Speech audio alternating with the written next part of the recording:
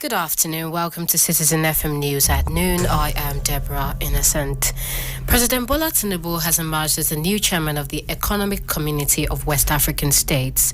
President Tinubu succeeds President Umaru Embalo of Guinea-Bissau as ECOWAS chair. Tinubu's emergence was announced at the 63rd ordinary session of the Authority of Heads of State and Government of ECOWAS. The 63rd ordinary session summit was the first engagement of the president within the African continent since he assumed office on May 29, 2023. Tinubu, who is the latest entrant into the exclusive club of heads of state in West Africa, pledged to bear the responsibility of the office and run an inclusive administration of the regional administration.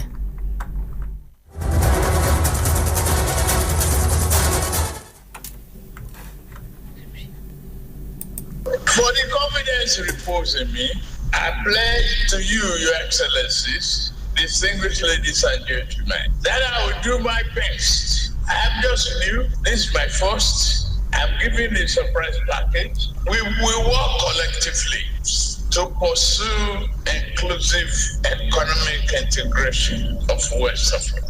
We should serve a warning to exploiters that our people have suffered enough. We should make a pledge here that in furtherance of our region's economic recovery and growth, we will commit to democracy.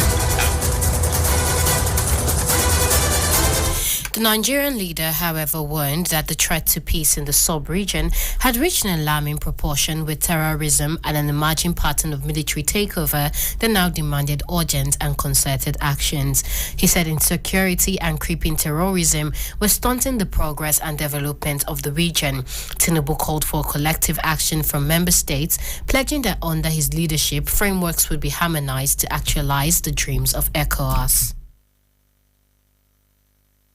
We will not allow coup after coup. We will take this up seriously with African Union and extend to the European Union and Britain and America. Take it up. It's a challenge. Yes, democracy is very tough to manage, but it's the best form of government.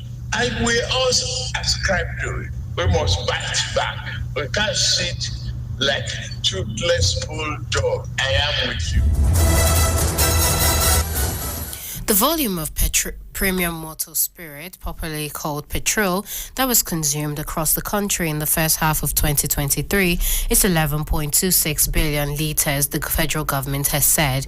It was, however, observed that after the removal of subsidy on petrol, following the pronouncement by President Bola Tinubu on May 29, 2023, PMS consumption reduced by an average of about 18.5 million litres daily in June. Data obtained from the Nigerian Midstream and Downstream Petroleum Regulatory Authority in Abuja on Sunday showed that between January 1st and May 28, 2023, which was the pre-deregulation period, the total amount of petrol consumed nationwide was about 9.9 billion litres. The average consumption for the 148-day period was put at 66.9 million litres, indicating the country consumed an average of 66.9 million litres of petrol daily during the 5-month period when subsidy on petrol was still in place.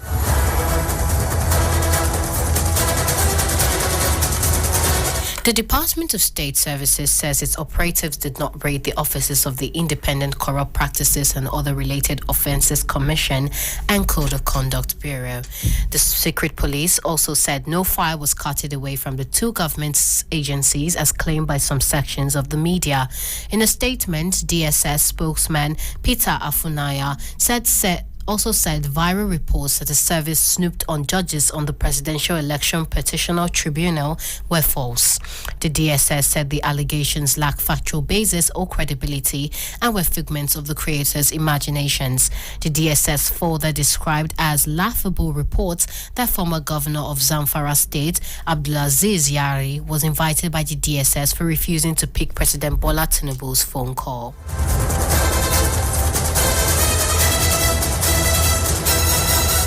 Ohanaeze Ndigbo yesterday accused the self-styled separatist Simon Ekpa of using the pro-Biafra struggle and detained leader of the indigenous people of Biafra, Nnamdi Kanu, to enrich himself at the expense of life, wealth, and well-being of Ndigbo.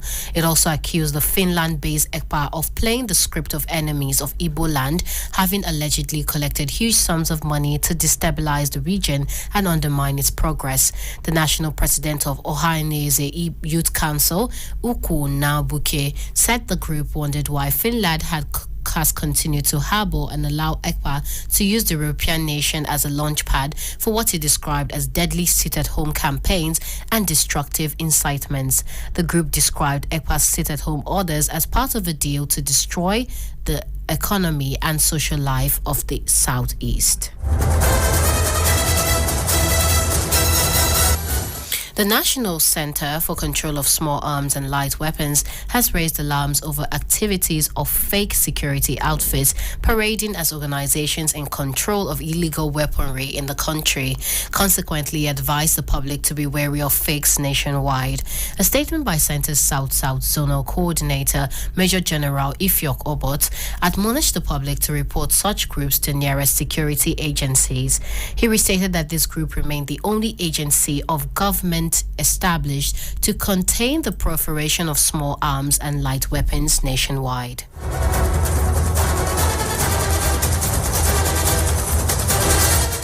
The National Center for Control of the NDLEA, no fewer than 4,560 kilograms of skunk have been seized in interdiction operations in Lagos, Adamawa, and Osun by operators of the National Drug Law Enforcement Agency.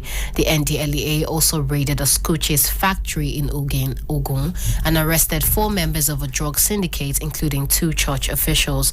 The bust of the fentanyl cartel operating by Warri Delta State is coming barely a month after 2 members of another syndicate were arrested at Obogwu Market, Onisha Head Bridge, Onisha South Local Government, Anambra State.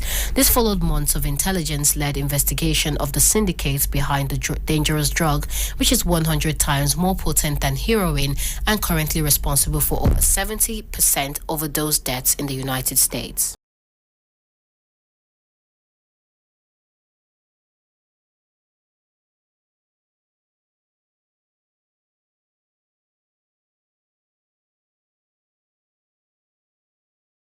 Investigation into a fatal auto crash in the Duse area of the city. The command through its spokesperson, Josephine Ade, expressed sadness over the reported multiple crashes that occurred at the weekend near Duse, Boapma. Ade said officers from the command moved to the scene after receiving the distress call from a concerned citizen and rushed the victims to Kuba General Hospital for urgent medical attention. She said for others who sustained injuries in the accident, they are currently receiving medical treatment at Kuba General Hospital. The National Universities Commission has called on African universities to recognize the value of forging partnerships with institutions worldwide to address constraints and provide students with skills needed for employment.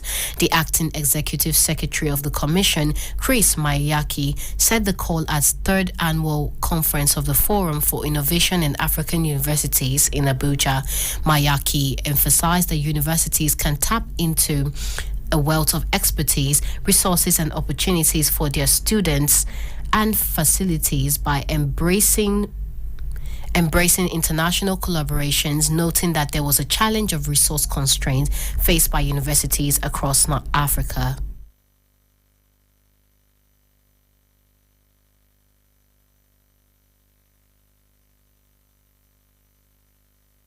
So the initiative for establishing the Forum for Innovation for African Universities in 2019, which is a direct response to the adverse effects of the COVID-19 pandemic on Africa's education sector.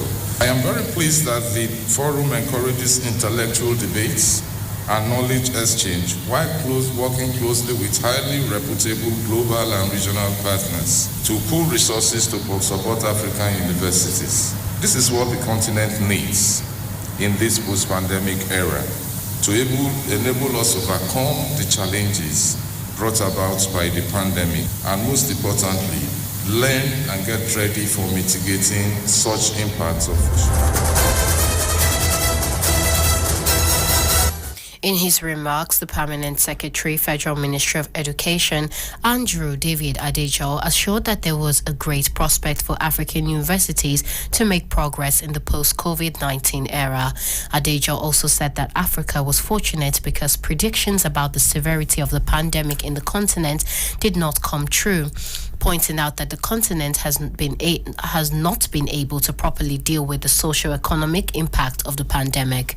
Commending the remarkable progress on areas of curriculum review and private sector investment by African universities, the co-founder of FIAU, Professor Pascal Onasike, stressed the need for more work to be done in widening access and improving employability rate.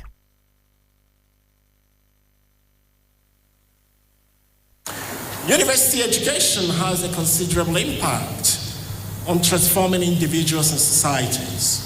And in this regard, African universities, I believe, have no doubt made remarkable progress that we can all be proud of, especially in the areas of curricular review, improved pedagogy, and increased private sector investment.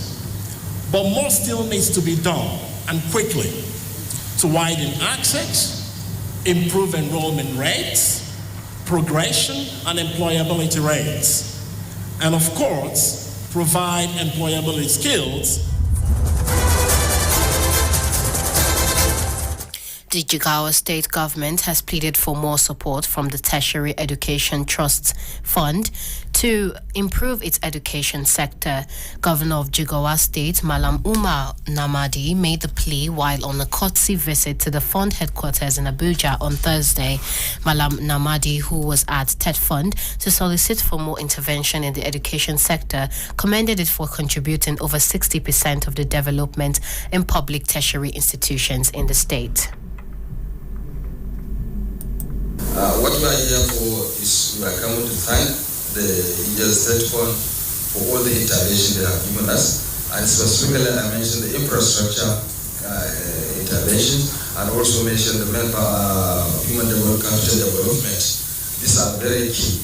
And in addition, I also mentioned the issue of special intervention they have given us. These are three key areas which are, and I have also concluded by saying the fact that more than 60% of our infrastructure development in our higher institutions comes from TED Fund. Autonomy is good in every sense. What we are saying, I think the universities, even they are not autonomous.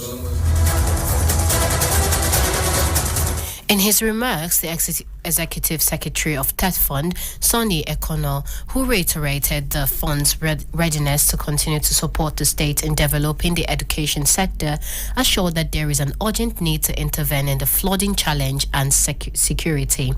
Ekono also commended the state for its interest in human capital development, promising that the state will get its full share of TED Fund's interventions, while recalling that the sum of 3 billion naira was released last year for special intervention to the Federal University of Science and Technology in Jigawa State. Usually, institutions are the hub where these ideas for improvement, for new products, for better services originate from. And we are creating a linkage between the academia and industry, so there will be higher uptake of research findings. There will be higher investment by our private sector in our universities, not just CSR, but mutually beneficial linkages and partnerships. So you can fund research, and the product of that research can be turned into goods and services profitably.